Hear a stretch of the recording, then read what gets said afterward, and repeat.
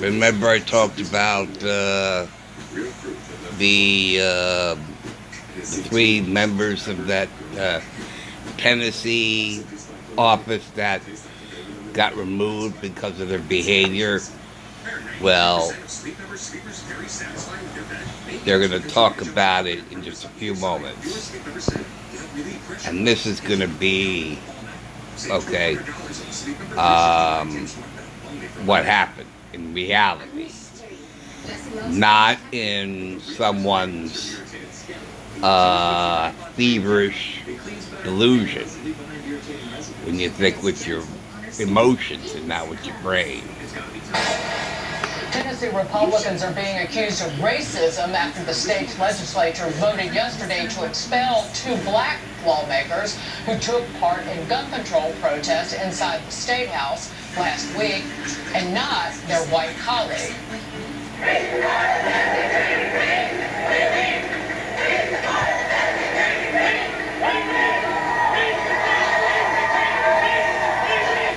The three are pictured here. Representatives Justin Jones and Justin Pearson both voted out, but the effort to expel Representative Gloria Johnson failed by one vote. Johnson and members of the liberal media are blaming the outcome on those votes on skin color, and even comparing those two other representatives to Jesus. Why were those two expelled and you weren't?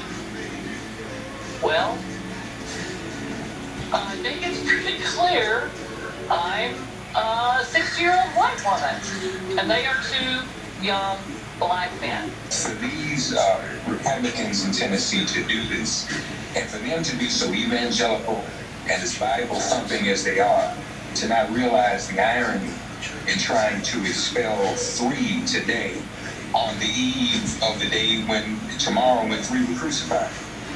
Simply for standing up for what is right.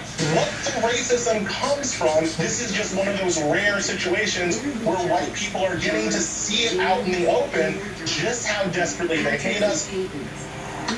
But the rush to judgment is leaving out some important information. These protests were chaotic, hectic, and dangerous. Hundreds descended on the Capitol building, harassing lawmakers and pushing up against officers trying to control the crowd. Jones and Pearson held a bullhorn on the House floor, encouraging and thanking the demonstrators. Johnson only stood next to them in silence. Jeremy, actually, all three of these representatives were given due process as part of this procedure this week. And Johnson, who after the fact said all it was racism, she herself and her attorney said, oh, well, she just stood there. But again, she's feeding this media narrative. That's right. I mean, whenever you have a story like this, the media is going to always rush to their own stories, make up their own narrative to try to push their agenda. Now, I will say, I think that Johnson should have also been thrown out. I don't care if she was standing there in silence. You're still participating in the protests. You're still, basically making all the operation in the Capitol come to a halt and encouraging some of the chaos that was unfolding, as you can see in the footage, unfolding at the Capitol. I think she should have been thrown out as well. But what they did not share was that it was only one state house member who voted to expel the two black gentlemen and not Johnson. Only one actually made that choice. I don't know why he made that call. To me, I think it would have been fair to throw all of them out, but that's how it goes sometimes. Yeah.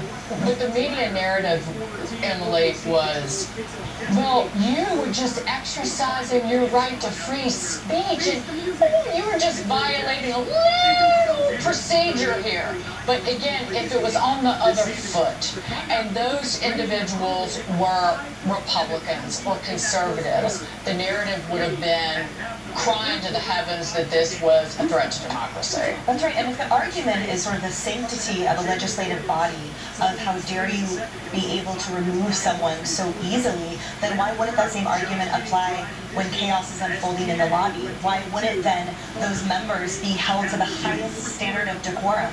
Shouldn't they know more than anyone that obviously your First Amendment right, your exercising your free speech and your right to protest that occurs on the streets, that's what citizens exercise. You yourself are a legislator, so that's when you take that energy and you put the pen to paper and you make changes that way. Why are you sort of acting as a conduit, as a bridge between what frankly was, I would say, at a minimum, a damage to that sanctity? And we also didn't hear that, to your point, after anything happening about January 6th. There was absolutely no, I mean, when you compare the two, reactions, then here it was certainly greatly different and all about racism without explaining the further picture. I caught up with Nate Floyd on the phone, Molly, and he pointed out that these two men who were expelled could potentially end up with their jobs back. So each county commissioner appoints a replacement until a special election takes place. They could be appointed back to their jobs before the special election and could actually run for their representative spots again. So be reelected. Yeah, be reelected. Exactly.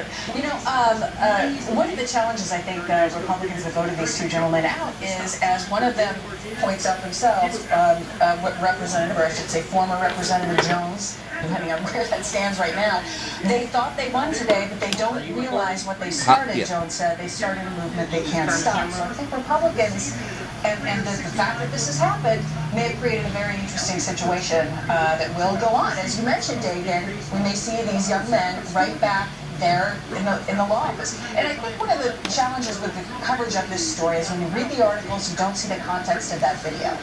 And so, if someone just read, go ahead, Tom. Well, I would like to discuss that because I live in Nashville, Tennessee, so when this was unfolding, I was there, and those in Nashville understand the reality of the situation, and by the left's definition, this was an insurrection, and this isn't the only one that's happened. They've done this to claim trans rights in Kentucky more than once at this point. This is a group of individuals who felt so entitled that they could do something like this, and then you have people that are elected, and they have to follow a decorum. They chose not to because they wanted a moment.